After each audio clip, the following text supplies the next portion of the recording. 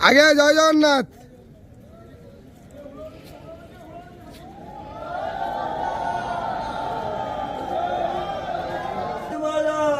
हरि बोला, हरि हरि बोला, हरि हरि बोला।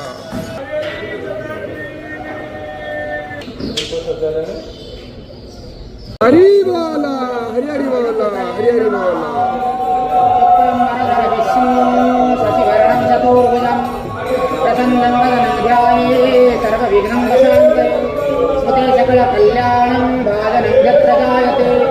पुरुषात्मजं नित्यं व्रजामि शरणं हरिशङ्खचक्रगदास्ति द्वारकाजयाचिते गोविन्दं पुण्डरीकाक्षं रक्षमां शरणं व्रजः पतितोऽहं तमेव पापहारं पावनपुरुषामदेहि मे निश्चलादि नारायणं स्मृत्यं नरो चैवं नरोत्तमं देवीं सरस्वती व्यासं ततो जयेत् जीवलोके जीवभूता सनातनो मनसष्टानीन्द्रियाणि प्रकृतिस्थानि कर्तव्य हरिरञ्जक्षवाप्नोति यच्छाप्युत्तमातीश्वर गृहीतैतानि सञ्जान्ति वायुर्गन्धानि वासयित्यनं चित्रमसि जगातं शब्दादो विद्धि महामतामाविश्य च भूतानि धारयामि यशा पुष्पाणि चौषधी सर्वेषु शत्रुवृद्धि। हरि बोला, हरि हरि बोला, हरि हरि बोला।